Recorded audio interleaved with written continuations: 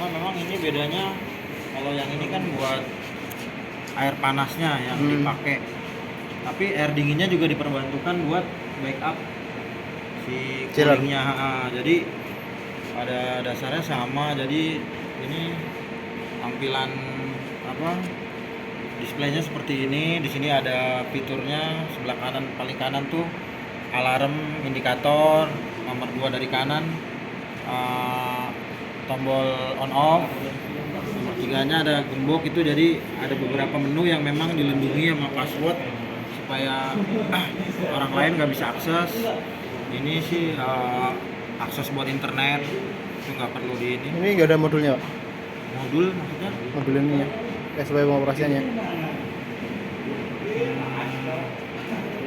Soft copy-nya maksudnya, modul.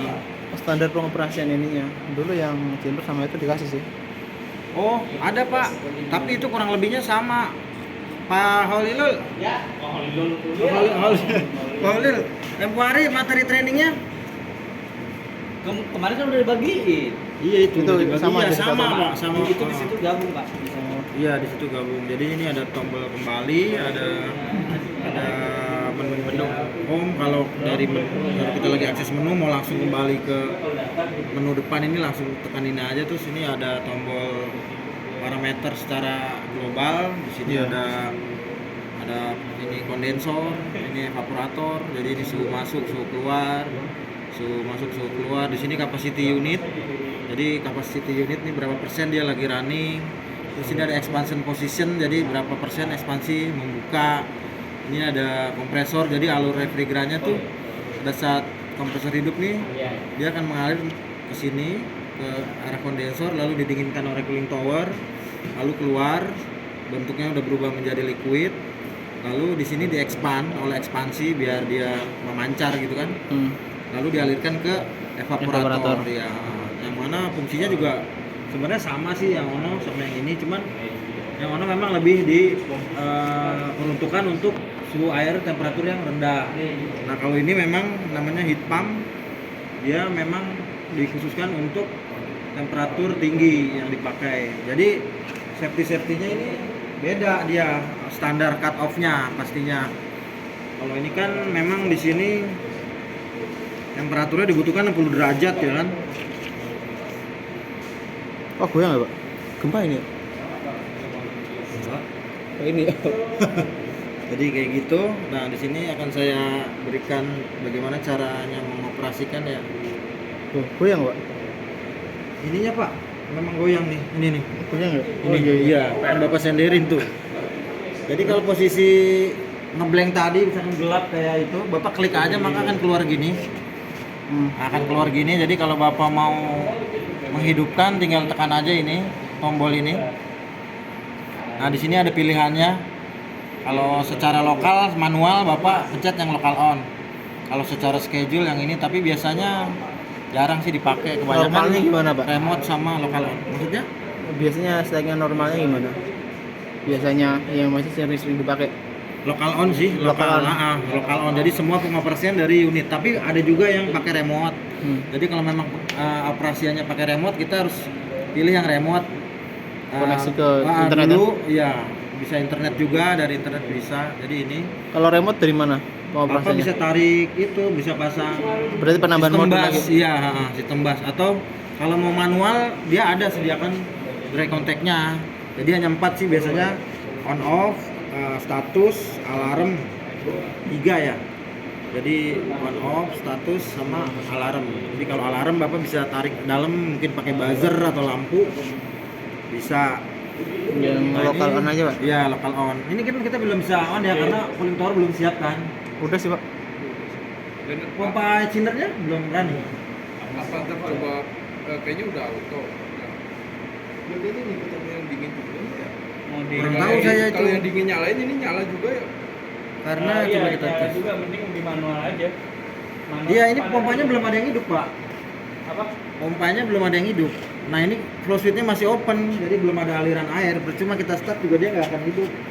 Makanya itu kemarin ada yang start nggak itu? Karena tiga-tiganya saat ini apabila Bapak mau menghidupkan tinggal tekan tombol ini, lalu local on. Nanti setelah local on dia ada Ini saya langsung aja pencetnya nggak apa-apa sebentar. Jadi local on. Di sini ada nanti local delay, local ready, lalu local on. Jadi ada 3 tahap pada saat Bapak pencet dia local delay, setelah local delay, local ready, setelah running dia baru local on. Oh, berarti yang berubah ntar tulisan Ya, delay.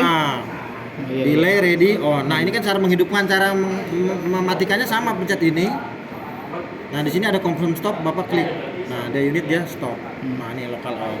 Itu cara menghidupkan dan mematikan chiller. Nah, lalu cara men-setting temperatur. Bapak ke menu, misalkan Bapak menginginkan temperatur berapa.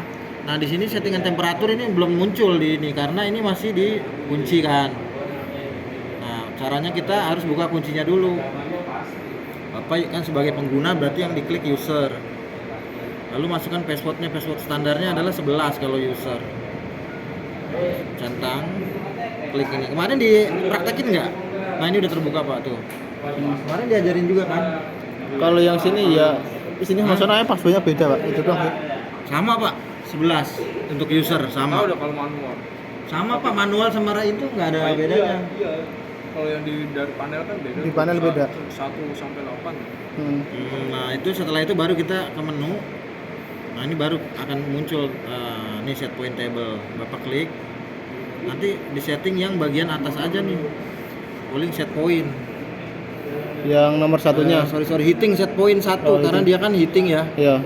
Kalau hitting kalau Iya, betul. tergantung itu ya. Nah, ini yang hitting set point 1, yang 2-nya dan lainnya diabaikan aja. Kita yang pakai yang 1. Bapak klik di bagian angkanya. Ini kan 59 settingan tadi. Misalkan mau rubah berapa? 60 masukkan, terus tekan checklist. Lalu dikonfirmasi kiri bawah. Itu 60 derajat apa gimana sih Pak? Iya, kan hitting, Pak. Oh iya, buat pemanasnya ya? Iya, jadi yang di Itu ada maksimalnya nggak? maksimalnya di sini Kalau standarnya harusnya ini ada nih kondensor 61, Pak. maksimal 61. Iya, 61. Berarti kalau kita nyeting normal, standarnya berapa? Ya suhu yang dibutuhkan aja sih Pak. Berarti pada saat unit ini dibeli kan ini memang settingannya 61. Berarti kebutuhan di sini antara 50 sampai 60. Nah, kalau Bapak mau setting berapanya tinggal kebutuhan di sininya, heatingnya perlunya berapa derajat. Ya, kalau kita pengen menentukan kebutuhan heating dari mana Pak? Ya dari kebutuhan Bapak. Enggak kan kita nggak tahu Pak, dari lantai 1 sampai lantai 7 itu kan Nanti Pak mungkin pasti ada. Nah, ini kan heatingnya buat apa dulu nih biasanya pakainya? Itu bukan dari saya nggak tahu kebutuhan iya. di sini tuh. Saya hanya memberikan tahu chiller ini untuk settingan maksimal di 61 derajat. Dari 50 bisa, 55, 53, bahkan 40 bisa. Untuk kalau Bapak tanya kebutuhan heatingnya, saya nggak tahu. Kebutuhan heating di sini berapa kan? Kita nggak tahu. Itu cara men-setting set point. Lalu misal ada alarm, Bapak juga udah diajarin juga kan saya mereset sama sih Pak. Jadi menu reset alarm juga nggak akan muncul kalau gembok ini nggak dibuka. Ini kan sudah terbuka, dia ada tuh. Ini menu reset alarm. Nah, kita simulasikan dulu aja dibuat alarm ya. Saya cabut transducernya dulu. nah itu untuk hitungan kebutuhan heating dari mana Mas? Nah, bentar. Biar di alarm dulu.